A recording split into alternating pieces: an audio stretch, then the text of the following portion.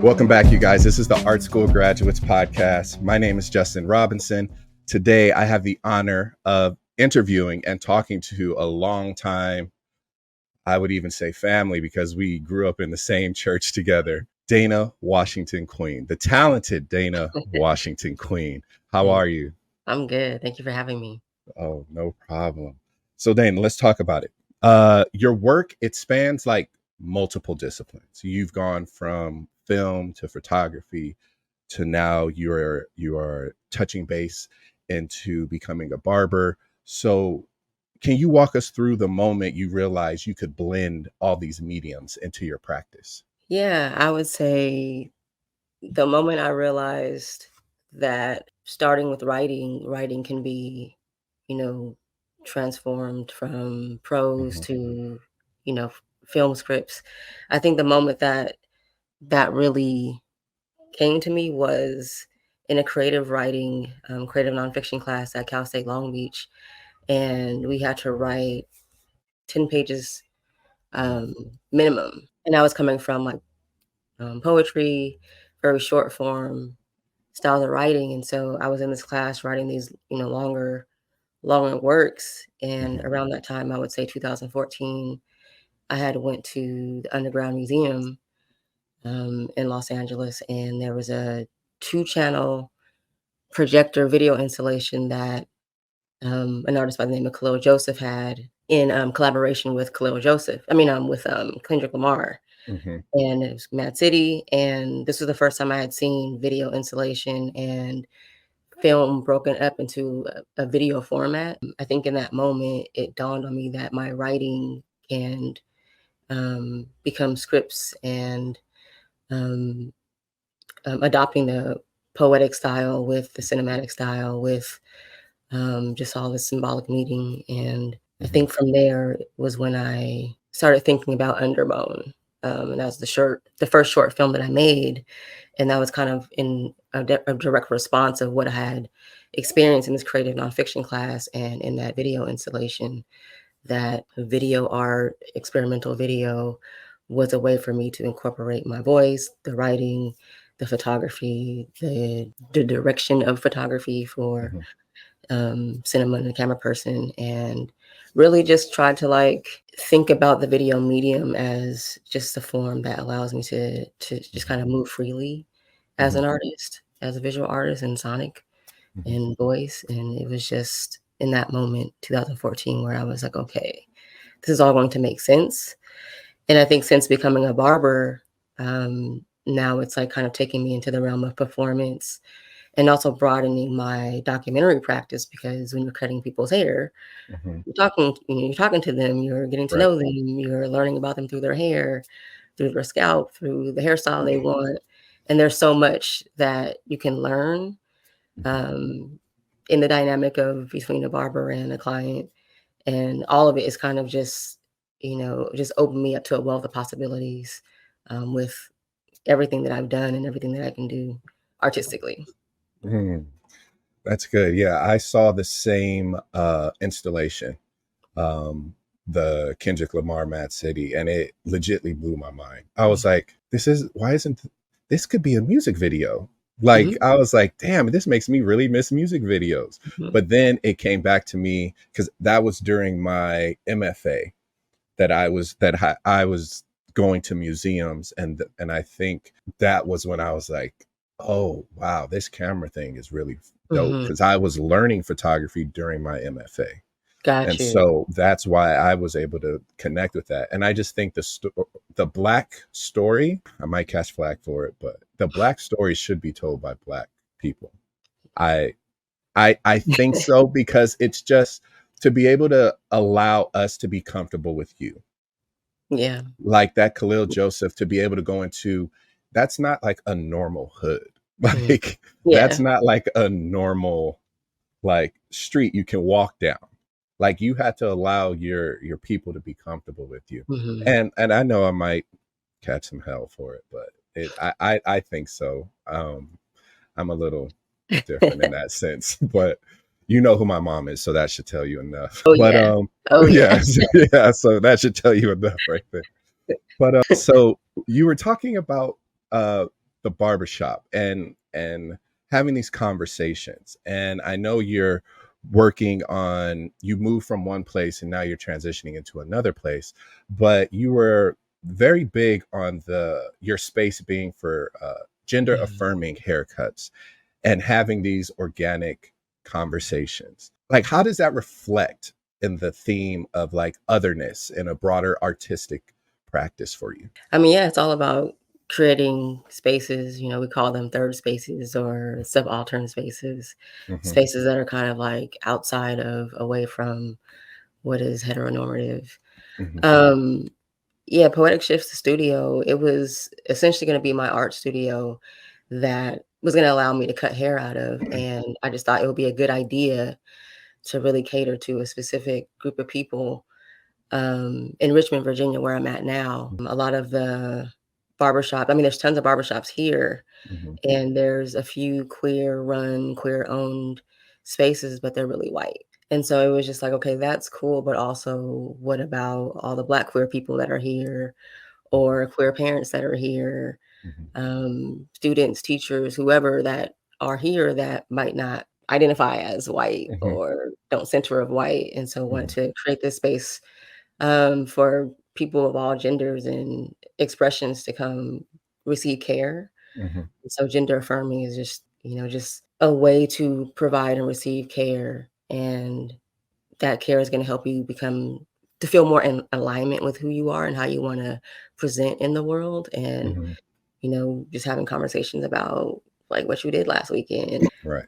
just kind of just general conversation. But Hmm. most times there's artists coming in there, so we talk about art things, and Hmm. then it might become a studio visit in a sense, or like some mentorship conversations. And yeah, I just wanted to create that space.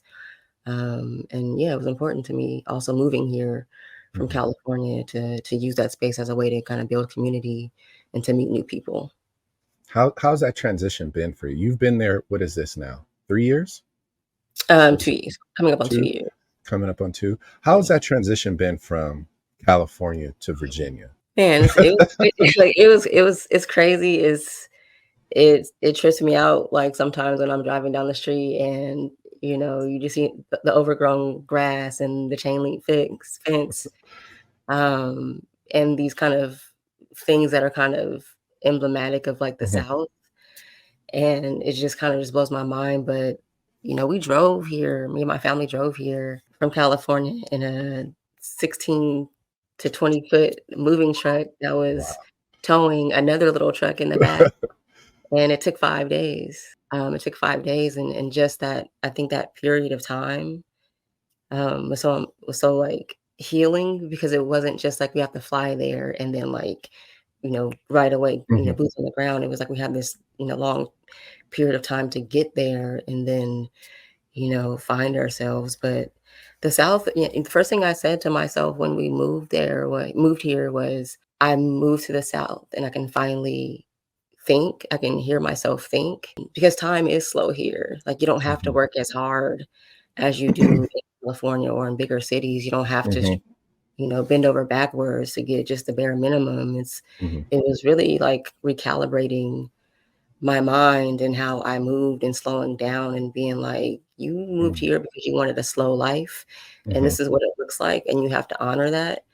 And so it's been really healing in that way to be here. But the transition, like, is night and day from California. And, I believe it. yeah. I believe it. But, I have so much more time here to like rest, and I have more time to spend with my family, with my spouse. So it's like, it's good, but it's That's also, good. Yeah, the, you have the stereotypical things that come with being in the South, but mhm, I think for you to feel grounded, that must feel amazing. To feel mhm, like you can like when you said like so it's like the noise turned off and you could mhm, hear and you can yep. think that makes me want to walk outside and go stand in the grass and hug a tree real quick. Yeah. It might not be the same thing. It might not be the same kind of effect you get, but man, Yeah. that just sounds peaceful. Like it sounds Mhm, peace. Like yeah. sounds like you have brought yourself to a place of peace. And Mhm, man, that's great. yeah. I'm super happy for you to be in Thank that you. space. Um, so something else. I was just wondering about was how you spoke on earlier about underbone. And by far I love that. I remember when you showed it to my photography class because they had to do a video on self. And I remember you showed that identity and spirituality are like central themes, I think, in your work. How Mhm. do you approach like the exploration of those topics in that piece? And if people haven't seen it, it is, you have to reach out to her. She is going to show it to you. She put it in films. I loved it because it was like some of the things I saw kind of hit nostalgia for me with the blue robe. And Mhm. then see like that took me all the way back to church with the sounds Mhm. of holiness. So it was just like Yeah. seeing that transition and then you sharing a pic from your grandfather. He was a great man, showing that pic from his memorial service. So I'm Yeah. just like, talk on that if you will. Yeah, identity and spirituality, religion, like, I don't know about you, but I feel like my granddad didn't really talk about those things. Like, he was Mhm. really interested in, like, exegeting the Bible and, like, the language He was a teacher. aspect. Yeah, like, the language aspect of the Bible. Mhm, And so, like, identity and queerness and sexuality, it wasn't really discussed in my family. mhm. And so when I'd come out to my mom, like, she was just like, "Okay," and, like, you know? And my dad really responded to it very differently. So, like, I didn't really have a tumultuous Journey. journey with queerness, Mhm, but definitely with identity because I have a twin sister. mhm, And there's, like, this whole, like, need to get identical twins and force identical twins to be identical, like, mhm. not being different, and that was kind of jarring to me as a kid, just like, "Wait a minute, like, I can't choose, like, what I wanna do, like, I have to like this person?" And so identity, growing up was definitely tied to just, like, being a twin, Mhm, and so a lot of the themes and around queerness and identity kind of start from there, but then the queerness aspect, I don't know, like, I didn't really think about it in Underbone as, like, an issue. It was like, this is existing, and I mhm, am in this relationship with this person, and then there's this other aspect of my grandfather, what he represented, and, the church itself, there were kind of always separate things because they weren't necessarily talked about in church or brought together in church, mhm. and so there was not really much connection to how I felt about being queer in church because it didn't matter because I could not wear a dress and nobody would say anything to me for a very, very long time, a very, very Yeah. long time. And so it wasn't in my mind that queerness is something that is an issue and that other people might have their very difficult relationships with queerness in the church. But with Underbone, I was definitely thinking more about my grandfather and the legacy that he instilled in our family, my family, and what the church meant, and then, like, losing that person and trying to go to other churches after his church and just being like, it doesn't feel the same. Mhm. Like, being very, unfortunately, judgmental about, like, the pastors in the pulpit and, like, what they're How they saying. do Yeah, things. just like, "That's not I don't Hold know on, how about that." I don't wanna cut you off, but I kid you not, my mom still practices the way your grandfather did communion. She has the book. It's a little white book That's with crazy. the Total Word Concept Institute on Oh, it. I'm gonna wow. take a picture of it and send it to you. She still uses that. She still does the four verbs. She still breaks the matzah. Like my mom follows it to a T, and she's brought that practice to her new church, and they're like, we've never heard of this. She was like, I sat under one of the best That's teachers of the wild. word, and she was like, this is the only way I know it. And she was like, I'm not saying what you're doing isn't right, Right. but let's try this and trust me on this. Like this is Yeah. powerful. And so I didn't want to cut you off, but I had to share Yeah. because it was like I knew exactly what you're talking about. Where it's like he, the way he did it was Yeah. it made you think, it made you question, it made you want to go search deeper into it. Yeah. Yeah, yes. Yeah, it was just so he was just so powerful in Hmm. many people's lives, and so having that loss and trying to make sense of these Hmm. experiences of losing him, or in the midst of losing him, having this relationship that was nourishing, Mhm. and like kind of having this balance of like this duality of feeling pain, but also feeling, pleasure and feeling cared for. And so, yes, spirituality and religion, I think they kind of split, when my grandfather passed. And then like spirituality started coming into play when I started like seeing, like noticing different numbers, and then, finding the meaning of these numbers, and these Mhm. meanings be attached to like my grandfather and my grandmother who I never met. Mhm. And, thinking about spirits and ancestors, and how, it doesn't, time doesn't matter, and, place doesn't matter. It's just like how you kind of establish and create and maintain those relationships with, Mhm. the folks that we've had relationships with in the physical form and who are no longer here, and kind of maintaining those things. And so it's important, for me to include those things in my work, because they're so central to my everyday being and Mhm. moving about the world.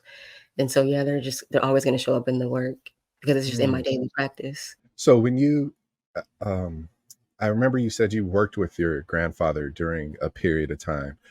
How was that process for you? Like, how was working with him and being a creative writer? Did any of like his influence cross over into that, like his work habits or his studying, did or just conversations with him? Yes, I would say research, when I'm researching art Mhm. now, I'm always looking for the origin of the word, and, Mhm. finding the Greek word Yeah. and the Hebrew Yeah. terminology, transliterating and all that stuff. When I was working there, no, none of that stuff like crossed.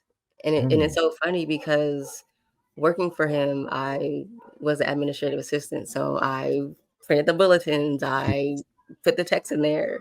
And I didn't think of it as creative, the Mhm. actual writing part, but designing the, what do they call it? The pamphlets, Yeah, the layout. It was like yeah, the the Sunday layout. announcements. Yeah. Yeah, the layout was interesting to me. You're doing it on Word. Mhm. That was very interesting to me, but I didn't start making the connections of how working at my granddad's church really was, really informed my video and installation practice. When I worked for my Mhm. granddad, I also worked in the media department.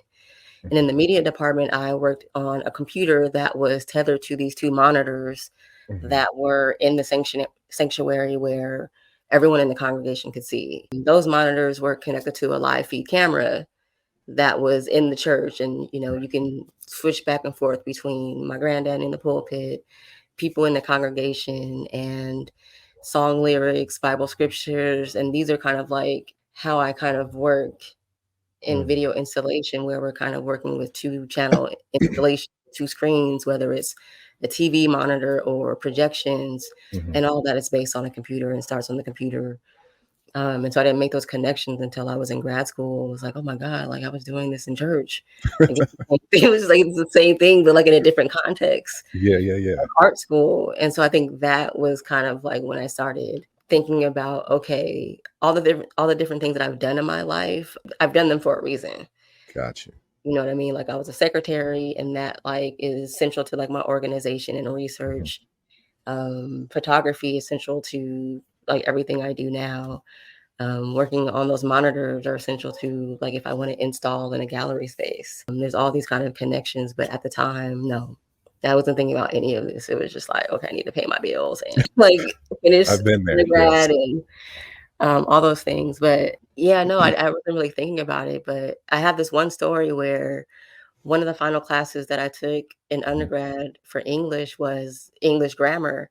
And I was like putting it off, because it was just like, I'm so disappointed that I know how to write and use all of these different techniques and tools and Mhm. speak, grammar and language, but Yeah. not know like how to do it and what they mean. Mhm. And the teacher was like this old elderly white guy, and he was like the white man version of my grandfather, the way that he taught, the way that like his whole disposition. Yeah. And it was so interesting, because he, like, took a liking to me, and I Mhm. sat in the front row, and he would always say, "Miss Washington, like, it's good to see you." And then, like, the day of the final, he never showed up. He never showed up, and I was just like, "I hope he didn't die," like, Oh no. Like, he reminded me so much of my grandfather because the Mhm, way that he taught, and it was just, like, not necessarily easy to pass that class, but it was easy to understand, okay, mhm, like, he's going back to the origin of the word and breaking it mhm, down, and so it's like, okay, I kinda have some reference of that from the way that my granddad taught, but yeah, some of these connections came later, but some of these were just, like, mhm. very much tied to other things and not visual creative art, but the text, the word. That's good. Do you Mhm. ever do you ever just sit down and just reminisce on conversations you've had with him? Mhm. I Yeah. just I just wondered that because he was such like I feel like he spoke so elegantly, and Mhm. it just made you just want to sit and be like, just I don't know, read the back of the instructions of something because he just made it sound so just so like fluid and formal and things like that. Well, that I'm glad you had those experiences because I can Yeah. definitely see how it's helped you on this like journey of artist, Mhm. creator, um, not doing art in the typical form of like, oh, let me just press record. You're like, nah, this is going to have to look this way. I'm going to incorporate Mhm. this. I'm going to have this conversation. It's going to tell multiple stories. And Yeah. so I think that's just so dynamic. And Mhm. so you have an upcoming project that examines like the personal significance of hair, black hair, and queer communities. Like, can you explain like your own experience as a how a barber and understanding these like signifiers? Can you help break that down for us? Yeah, these kind of questions, these explorations are very new, very much in the research phases of thinking about hair, black hair that is different from, the hyper feminine and the hyper masculine perspectives of hair and the barbershop and maintenance and relationships between mother and daughter, hair braiding on the floor, or Mhm, taking your son for the first time to the barbershop to get his haircut, or mhm, all these things are interesting and important. And as someone who is queer and who has had very different experiences with hair and with these relationships and these places, I'm just kind of in the beginning phases of just like finding out about queer stories and queer experiences, from other people, mhm, um, because, yeah, I feel like that's missing in some of the literature around hair cutting and hair care and how people wear their hair and the significance of hair, and it means, I feel like gender affirming hair care is the same as a guy getting a haircut and him feeling like, "Oh, I can go to the club." Like, it's all the same. It's all this yeah. it's this euphoric feeling. Mhm, It's this confidence that you feel better about exuding because you have a fresh haircut, or you have a haircut that, you go from long to short because, mhm, maybe your religion said you can never cut your hair, mhm, and, this resistance is, "I'm gonna cut my hair short," or, "I have locks and I wanna cut them short," or, "I wanna start my locks." All of these things have different meanings to different people, and I think finding more of those stories from queer people is where I'm starting at. Another place that I'm kind of starting to learn about barbering and hair, barber school, for one, my teacher was a woman, and, we all know the dynamic of barbershops.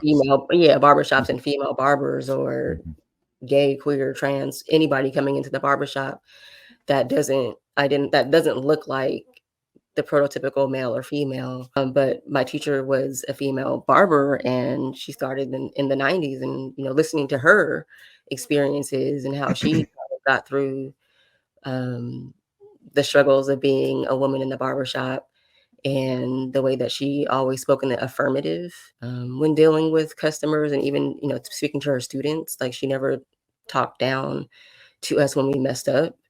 And so we adopted this language of speaking to each other in the affirmative. And even if we're like messing up a haircut, like, we're still trying to think in the affirmative. Um, because at the end of the day, like, the barbershop experience is a transaction. mhm, And hair, people are coming in with very specific desires of what they want the hair to look like. And, based on the outcome of what the barber is capable of doing, It's just so much that is beyond hair texture and the significance of hair.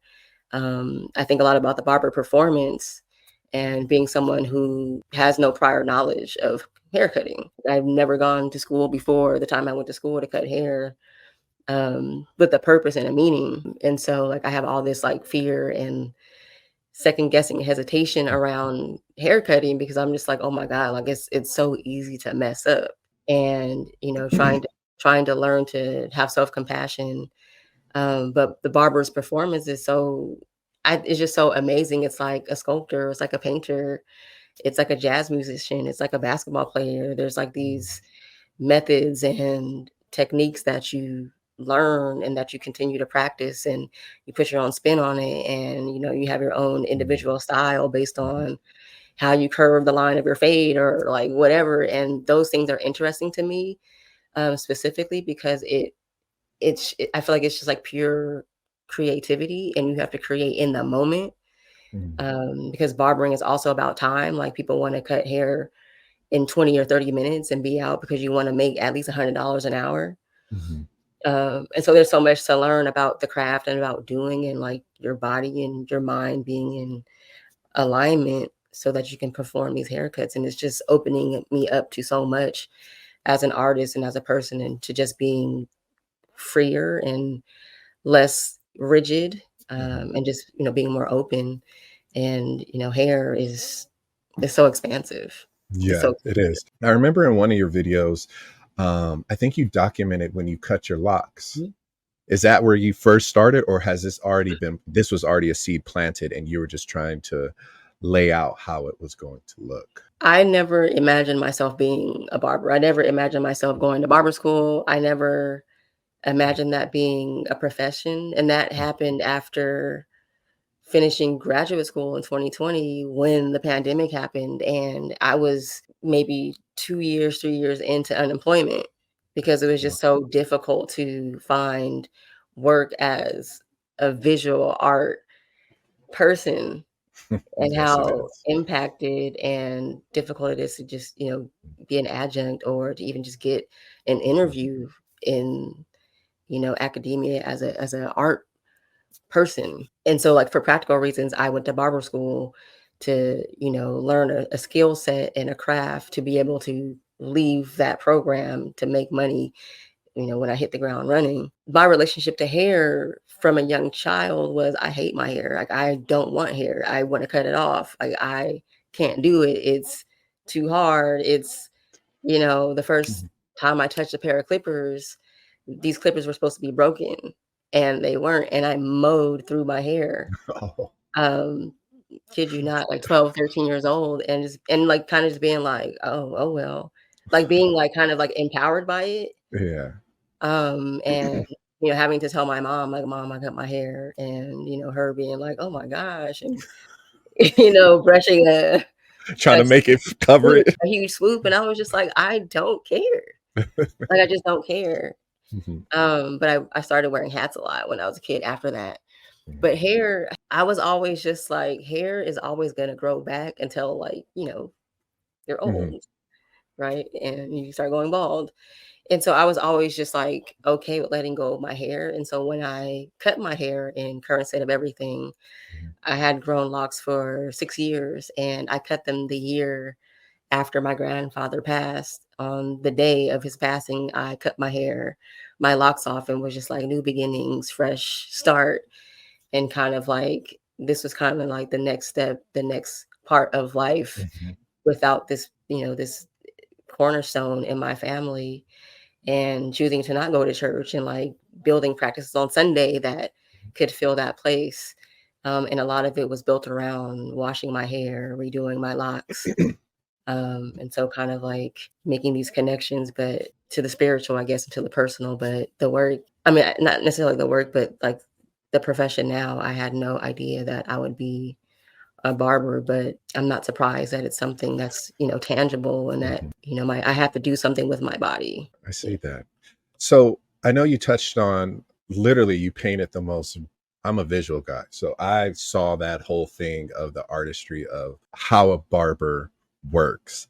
And so, like, how do you see the role of barbering evolving now that you're stepping into it with more of a what's the word I'm looking for, affirming, because most barbershops, I grew up in them, I went to them, they're not very affirming. The Mhm. music isn't, the conversation isn't, sometimes what's on TV isn't. So how do you see the role of barbering evolving now that you're going to be in this space? Yeah, I mean, I'm not even sure. I feel like being in a barber shop is gonna be significantly different from being in a private studio where I control all the variables in that space and that people are coming into a space that I curated or I made feel good or smell nice. In the Hmm. barbershop that I'm moving to, there's gonna be 4 chairs, and the person that runs this barbershop is a Black queer elder. Hmm. And so that, in a sense, for me, is gonna be a safe space for me to be there, Hmm. and having this elder be a mentor to me as a barber. They call it a junior barber, someone who has worked less than 1 or 2 years. That dynamic I'm gonna be leaning into because, I've heard the horror stories about being in a barbershop. I've heard the horror stories about getting a haircut or being Hmm. a queer Black or a queer feminine or trans barber, in the shop, and so I'm really looking forward to kind of being welcome in this space and kind of pushing more towards the things that feel affirming to me so that I can give affirming care to other people that come into Yeah. my chair in Hmm. this new space. Yeah, I'm still thinking it through in terms of my workstation is like Hmm. between is in the middle, I guess, of the 4. And so Hmm. gonna try to figure out how to make my station reflect who I am as a Hmm. person, whether that's like, I don't know, pictures that I put around it or things that I clip on the mirror to suggest that, oh, you're safe here, you can come here. I'm that type of Hmm. barber. Um, in a way that, makes other people feel comfortable and not like, pushing that on folks, but just kind of Gotcha. certain things that people can Hmm. identify. This is a queer space, it's a queer chair. So is your ultimate goal to have like a your own barbershop, you would say? Or I do don't know you if I'm still want it to be barber and art gallery type vibes like you kind of described? I think that my ultimate goal would be to it be a slash space, like Hmm. my studio and barber shop. But yeah, that's all dependent on like my family. My spouse is an artist too, and so wanting to, think about that. But like one of my goals, my, kind of smaller goal is to be a barber for someone in the WNBA. Mm, To cut for some, national yeah, championship, college, I don't care, college, yeah. professional basketball. I think that would be amazing. So I just thought of this right now. Your skill set with documenting and telling these stories. Would you ever tap into the aspect of social media to help further along this? Would you include social media into your practice? That I think, because in my head, like now when you go on social media, you see barbers that got microphones on their wrists. You can hear them cutting. You can see them doing the scalp. It's Like they're doing a documentary. lot. Yeah. So, It's but literally documentary. but yours is, I feel like yours would be a little bit different Oh, yeah. visually. Yeah. So how do you see social media playing that role to help grow in your practice? Yeah, I think about social media a lot, and I Mm. have a very bad relationship with social media 'cause I'm, like, not really on it Uh-huh. sometimes. But when I first started making art, I shared my work on social media, like Instagram and Tumblr and Vimeo. Those were places that I put my work. Hmm. I put my videos, photography, music, spoken word, collages, everything. I put all of those things on social media because it was is accessible. I wanted to make always wanted to make my work accessible to people. Hmm. And so I think I'm going back to thinking about that practice and sharing my work on social media and through, my personal website, Hmm. as a place to start because I haven't really filmed that much in the last 3, 4 years in I guess in a way that I was filming when I first started, Hmm. the more cinematic, poetic, kind of everyday, you know, films, videos Hmm. that I Yeah. created, and I think because of barbering has opened me up so much, I've kind of found my way back around to going back to that. So, yeah, barbering, I think you need social media now, in a sense, and for businesses. Word of mouth is always great, but I think social media is a way to promote yourself and to Hmm. show your abilities through the image. Right. Um, I do envision myself making short films that incorporate hair, that Mhm. incorporate, all the things that I've already been working through, but kind of using hair, as a vehicle in a sense to kind Mhm. of talk about larger themes of Black life and, um, just the everyday things that in conversations that happen around hair and in those spaces. Mm. Yeah, social media is important. It's not ideal, but I think, how young people think and how young people communicate, social media is so important to Mm. kind of, keep those connections because, yeah, like, it's a form of communication. Yeah. I think it's Okay. essential to a lot of people. Yeah, it is. It very much is. I'm horrible because I am Mr. Just like, oh, let me just shoot this person a DM. And I'm like, they're probably busy. Let me do like, I am king of just hopping in, sending messages to friends and people like that. Cause it's like, I'm the worst texter. So but I'm on social. So it's just like, oh, let me just Yeah, send them. And I'm like, that could have been a text message. Like, yeah. It so could've. yeah, I'm king of that. But you touched on the aspect of moving into this barbershop and having a mentor. So, was that something you felt you desperately needed? Was that community aspect, or was it more of you wanting to grow in the field? It was twofold, Mhm. twofold. Um, yeah, I feel like I needed a mentor because I'm going into territory that I've never been through. I've never, been a professional barber before. I don't know what this world is like, and who better to try to find a mentor in is someone who is an elder who is Black, Mhm. and it's you see that they've made barbering has made it possible for them to, live and succeed and have Mhm. these other ways of being and living. And so that was an example for me, like, okay, like this person is a barber, I can do this, Mhm. but also do all these other things that make me happy and bring me joy, like art. But yeah, and also just leaving barber school and passing the exams, I just felt like I wasn't ready. Like Mhm. I don't have the skill set that I feel like I think I should at this point. Yeah. And your learning is only as good as your teacher. Your Mhm. education is only as good as your teacher. And I'm always trying to be a student to learn something because there's always other ways to do something and other ways to think Mhm. and to make meaning from. And so this mentor was something that I wanted to further become a part of the community as someone who is new, but also just my skill set. Mhm. I'm a perfectionist and I want to, do the best and be the best, Mhm. in everything possible. So this was like, a move that was strategic, but also like to be a part of this community. Okay. Yeah, I was very curious, like the mentorship, because it's like I feel like you went from being very like, because when you're in your studio, it's a very isolating feeling, but it's also a freeing feeling Yep. because it's like you set the rules, you set the time, you set the guidelines, but it's like Mhm. now you're going into where you have to follow someone else's time and guidelines. But I think mentorship is huge. Like Oh, yeah. I have a mentor. I have like a couple because it's like I I have a spiritual mentor. I have an artist mentor. It's just like I have to have somebody that I don't know everything. Like Right. I'm damn near about to be 40. I still don't know everything. So Yeah. it's like I'm struggling to figure it out. So I'm like, man, I gotta have a mentor to help guide me on this journey of life. And I Yeah. think that's really dope. Yeah. So I noticed you had excuse me. I noticed you have like a new piece that was up. It's in resume at the point of Oh, yeah. interruption. Resume at the point of Oh, I'm interruption. sorry. I said resume. I'm thinking resume at the point of interruption. Yeah.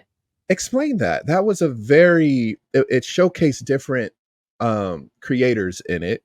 And then it just seemed like they were talking about themes of gender, difference, constraints, freedom. Mhm. And I just was like, wow, this was different. Like I wasn't turned off by it at all, but I was very much when I watched it, I was just like I watched it probably 3 times, being honest with you. Just Wow. so I can give each person like their fair Yeah. shot of like explaining their position, their story, their view, their expression. So share with us like your experience that you shared within that documentary. Yeah, Resume at the Point of Interruption was first, it was a solo exhibition at the ICA in here, Virginia Commonwealth University.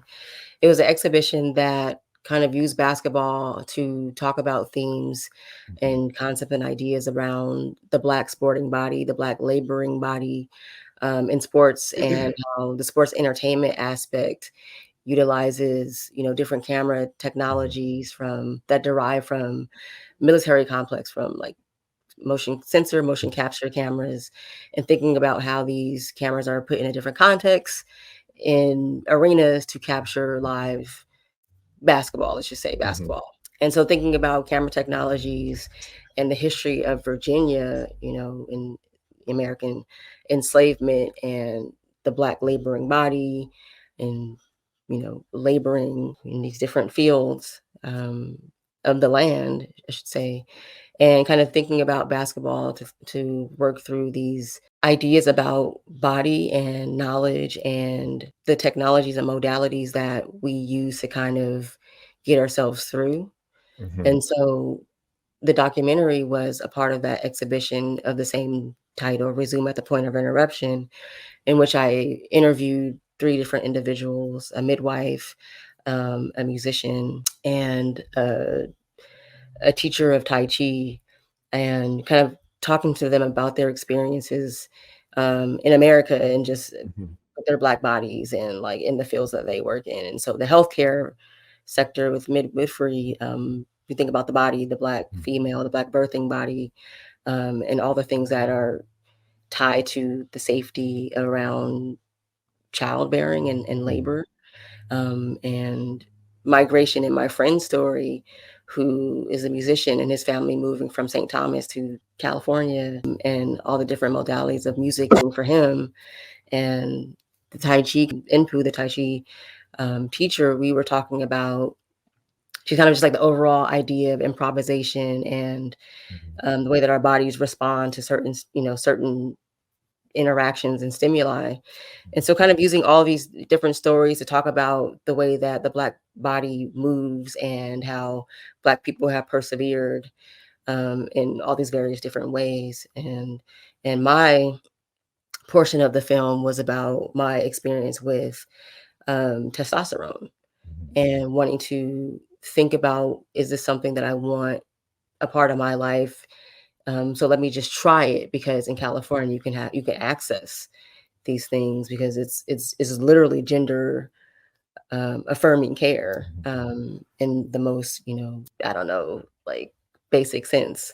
mhm, And so I took testosterone for 6 months and, was thinking about my body changing and thinking about my relationship to my body and documenting it with photographs, um, and kind of contrasting these ideas of wanting to be in alignment with my body, but also getting other people to think about what it might be like for them to not feel in alignment with their own mhm, body, right? mhm, Getting people to kind of like think outside of themselves and their judgments, I think was the most important purpose of this piece, is bringing forth the humanity mhm, and compassion that we should have for everyone and each other.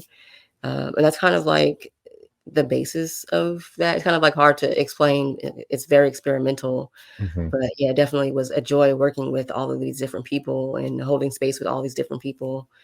And we did that during COVID, and so it was even more special because yeah, people are really afraid of Mhm, illness and sickness and the after effects of that. So it was really mhm. special to make that work and to exhibit it at a large scale. So, did you ever find it to be do you ever deal with that? I don't want to, it's not imposter syndrome. Do you ever feel like intimidated showing like very personal, like intimate aspects of you in your own film? With you experimenting with that, I was like, wow, that's kind of like, that's a very personal, Mhm. can't get the word out, personal thing to go through and Mhm. share with the whole world. Like, do you ever feel like my God, how's this going to take? Or is it more of, I'm creating this, I need to tell this story, and I'm going to share it? I mean, I kind of just think about, what it's like for people who are pregnant to have their body change over a period of time, whether it's by choice or whether it's not by choice, right? Thinking about the body changing over time, Mhm. and thinking about my body changing over time, whether it's a choice or not a choice. I kind of thought about it in that sense that it's personal, but it's not that personal because Mhm. we're thinking about the change of the body, and everybody's body changes. Mm. Is changing, from when we're born to when we Mhm. die. Right. And so I think it might be different because a lot of people aren't sharing those things, but I think there are a lot of people on social media sharing those stories. Okay. I think that, um, and what does that say to the number of queer trans individuals in art who are making stories about that, who feel safe to make stories about that, who Mhm. are not encouraged to make stories about that or to Mhm. not share that, but you never know who might see that and who that might change and impact, um, Mm. and transform. And that's what I think of. I don't really think about, oh, I'm putting myself out there. I'm like, maybe this is going to change somebody's life in the sense Mhm. that it might make them think differently about how they feel about trans people or queer people or Mhm. non-binary people, or how they even feel about themselves if they are too wrestling with these big questions of who am I? Who do I Mhm. want to be? But yeah, I just think that the art world, the art space is just another space. Like these Mhm. conversations are also happening in living rooms, in phone conversations. It's just a larger Mm. context and an exhibition. Okay. Thank you for sharing that. I wondered that when I was watching, because I was like, I wonder if this is something intimate that she felt kind of like a conflict, but now hearing it, it makes sense because it's like you want people to know you are okay doing this. Oh You yeah. are perfectly fine doing this. There's nothing wrong doing this. This is how you're going to find who you are and how you can be Yeah. comfortable in your skin. So, yeah, that thank you for explaining that. Thank you Mhm. so much. That was very helpful for me. So you also mentioned in the documentary that there's not always a clear blueprint to imagining freedom. What does Mhm. that mean? Can you expound on that? Becoming a barber, Mm. going to school, being college educated, doing all the right things that, your parents told you to do, your grandparents told you to do, you didn't get in trouble, and you identify as queer and you move to the South and you do all these things that, on paper it looks like things should work out. Mhm. And at the end of the day, they're just like, no. And so there's no Mm. blueprint. So you got to figure out and find innovative and new ways and, hard ways and make tough decisions to make a life for yourself. Mhm. I think moving here to Richmond has been all about making a life for myself and for my family Mhm. in a place where we know the constraints and the constrictions through law, through the segregated cities. Mhm. And we know that there's a big um, issue with poverty, with class. Mhm. And it's like, okay, finding the different ways to not, be trapped in those things. And there's no blueprint. It's just like just trying to make the best decisions. It's just kind of hard to explain. It's just kind of Mhm. following your intuition and following um, your ancestors and, Mhm. the logical things that are in front of you and not overthinking. And Mhm. it's just kind of like being present because there is no blueprint. So you have to become aware of all the things that might be communicating things to you. Okay. Yeah, I mean, there's just no blueprint. Like, I'm a teacher, I'm an adjunct, Mhm. and some of my students are asking, how do you make a career in the art world? And it's just like, I can't tell you. There's no one way to do it. There's And no my way one was right way like, to do it. yeah, like my way was just I feel like I just stumbled upon it. Like I Mhm. was never thinking I'm gonna be a professional artist. It was just like, oh, I went to school and this is kind of what happened as I kept going. Mm. But it's just I think the blueprint, I think it's I feel like it's all about knowing when to make a change, Mhm. knowing when to turn left or turn right or like really think about the crossroads. I Mhm. think it's just all about paying attention to what you need and what your body Mm. needs and what your family Mhm. needs and what's the best decision that accounts for everyone in your house. And I guess those are kind of the unwritten things that you kind of just have to make a decision on. And that's like the best way that I can explain it, that there's no No, blueprint. So that's you kind of good. have to deviate. Like, I can't take advice from my dad because he's a man. Hmm. He has, access to certain spaces because he's a man. Hmm. And then, I can only take so much from my mom because I present sometimes masculine or Hmm. androgynous. So it's going to be a very different response to how people engage with me. So there's always like just paying attention and being aware of everything to make the decisions, to make the choices in which direction to go. Okay. Yeah, that's very helpful in understanding that, because I kind of took a step back and I was just like, I've never imagined it, but once you broke it down how you did, with like, you did everything right, didn't go to jail. You're not out there in the streets wilding. You went to school, you got 3 degrees, and it's like things didn't turn out that way. So it's that in life, learning to pivot Mhm. can also be very helpful, but you have to pivot correctly. Like you broke it down, understanding your aunts, listening to the ancestors, praying about it, talking to people, having these mentors to guide you on this journey Yep. Yep. is definitely a great way to reimagine freedom, because Yes. we've been taught freedom is monetary. You got to have the Yeah. $100 million contract and you'll be straight, and it's like, no. No, Yeah. that's not gonna work. No. But I thank you for explaining that. That made me reimagine freedom and understand that term Yeah. differently now.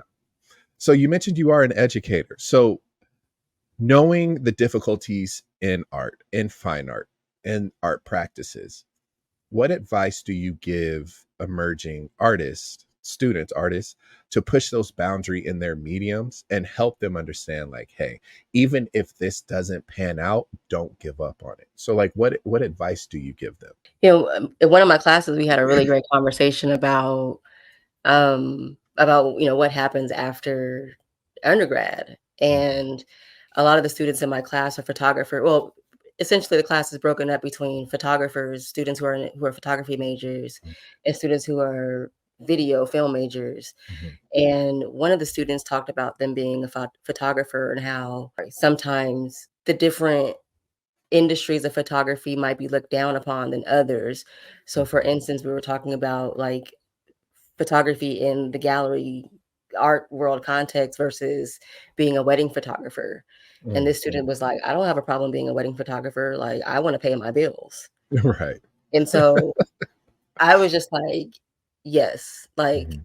like that is the most logical thing that I would tell you, is Mhm. that don't think that being a wedding photographer is any less than being a photographer that's, exhibiting in a gallery space. Like, you Mhm. really have to use your art and your work and the things that you're able to do, your crafts, your Mhm. photography, video, Mhm. sound recording, sound engineering. All of these things are jobs that Mhm. people will pay for, that you can offer to people, Mhm. to balance out your, pursuit of whatever your goal is as an artist. Mhm. I can't say that I wish I have, went to barber school sooner, but I got here when I got here, and now I have this tool, this craft, this acquired skill set that no one can take away from me. Mhm.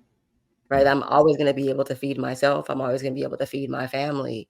And I've been kind of communicating those needs to, my students when thinking about, what happens after school, what happens after grad school. It's Mhm. making sure that you can make a living and not relying solely on getting a fellowship or getting a grant or getting into a residency. It's like, there's very material consequences, Mhm. for artists who cannot maintain, and art money is not sustainable, No. for the average artist. It's Mhm. not sustainable.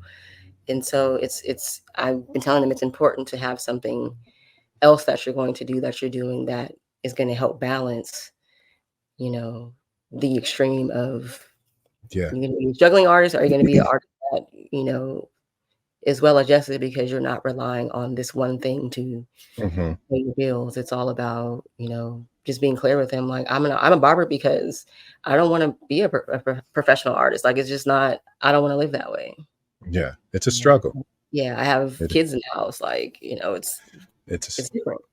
Yeah, you have more than you to take care of now. Mhm. Yeah, I'm in the same boat. I had to explain that to my students. They're like, "So why are you a teacher?" And I was like, "I Mhm. have bills to pay. I got student Yeah. loans to take care of." Like it's I still do my art, but I this job allows me to still chase my passion. Yes. That's Yes. what it does. This Mhm. job, I don't look at this job as my passion, like I'm going to die on this hill. It's like, no, I'm going to use this to fund this Absolutely. to the Absolutely. point where my passion is actually paying me more than what this job is doing. Absolutely. Yep. So That's it's the balance. it's the balance. It's the And balance. I think this generation sees how quick everything happens on social media, and then they realize, oh, I can do that. And then once they get into it, they realize like, oh no, It I takes can't time. do that. It takes time. It is takes time, and there's Yeah. no machine behind you when you're doing it independently. No, no, Yeah. no. So we're going to be wrapping this up in a few, but I want to touch on your one showcase you have out here in LA. It's LACMA's Insurgent Sisters Showcase. Can you share with us what that's about? So I actually don't know anything about it. So Really? yeah. So I was asked to well, I know a little bit about it. I Uh-huh. wasn't there. It was a one-day screening, a Hmm. one-day screening event that showed films from filmmakers from the LA Rebellion, Hmm. LA Rebellion. But we're a group of filmmakers in the 60s and the 70s and 80s who were at UCLA who created a form of cinema, Black cinema, indigenous cinema that countered mainstream representations of Black folks and things of that nature. And this film screening highlighted the Black women, queer, Hmm. non-binary filmmakers of that time, but also those who are contemporary artists, new younger artists, and how we're all in conversation with one another, and how we're pushing the conventions of film and cinema Hmm. and narrative, editing, sound, music, all these different things. But I wasn't able to go because, of course, I'm in Richmond. Yeah. But I believe that it was probably an amazing event to being in that Okay. space, and that's something that I do miss. Hmm. Being out here is that there's still trying to find the Black artists and the cinema Hmm. folks and, all these different people that, you can be in conversation with and in community with. But it was nice to be, included in that screening, all the way out here and that the work is still resonating back home. Yeah, that feels good. But yeah, it feels good to be included as someone who is non-binary, as somebody who, is not always about, hyper feminine and Hmm. the Black women, but also just about like what about those who just don't, identify as that and, Hmm. not be lumped in or excluded. But Right. I feel, good to be included in that. My section of resume at the point of interruption was included in that to kind of give a different perspective of, filmmaking and video and Mhm. life. So that feels good. That's good. That's good. Well, before we get up out of here, I have one question for you. Looking at your journey you've taken from blending art, barbering, exploring themes of identity, spirituality, and otherness, how do you hope your work and legacy will be remembered in the worlds you've touched and the paths you crossed? I honestly feel like the career that I've started with, I think all of that work is just the beginning in a sense, because I feel now I've been going back to writing and writing short stories and scripting out films and getting back to the way that I initially started, which was like in cinema and being very invested in cinema. Mhm. I think that the work that I'm formulating now and hope to produce in the next, 5 to 10 years, like I hope that this work shows a progression in someone's life, my life, and how I am now interested and focused on Black family, Black Mhm. queer family, and you kind of like this next chapter of life that is beyond the self, that is beyond just my perspective, but that Mhm. includes relationships between lovers, relationships between children, and relationships to a place. And so I hope that, all the work that I make up until, like, I'm no longer making, I hope that it just creates a nice chart, a nice, map of just Black experiences over time. I think Hmm. that is just all that I'm really interested in Hmm. creating, and I think now it's more important for me to be clear and make the stories legible and kind of move away from experimentation, Hmm. in the sense of it just being like collage, but thinking more about narrative and time and duration and developing these relationships and these thoughts and Hmm. themes into, full-fledged stories. And so I'm really excited to, to enter into this next chapter, and hopefully this work is just nourishing to someone someday, Hmm. and that it just helps folks. Thank you for sharing that. So I want to ask you this. What word of advice do you have for someone that may be struggling with identity, struggling with not knowing who they are, not understanding why they're feeling this? What words of encouragement can you give them? Hmm. It's kind of hard to say how to do this, but I think it's important to find the true inner voice that is yours. Like, Mhm. find that deep inside you that's like buried away behind, all the different traumatic experiences and, these things that kind of have overshadowed our internal voice that we need to actually be seeking. Mhm. I think that that is the voice that has helped me kind of get out of dark places and find inner peace, is like Mhm. just kind of returning back to myself and turning inward. And I think that's the only way, is just, going through yourself and, just kind of unlocking all the locks that you and other people, put on you. And, as you start unlocking those locks, the more comfortable you'll be in your body and the more harmony that you'll have with yourself. And I think that it's important just to be in harmony and find harmony in all that you do and in Mhm. all the places that you find yourself, and just finding the harmony and not focusing only on like the bad. Yeah, That's what I that's would say. good. That's Yeah. very good. Thank you for that. Well, you guys, that is the end of our podcast. My name is Justin Robinson. I have the great Dana Washington Queen with us, and thank you guys for listening. Peace. Thank you.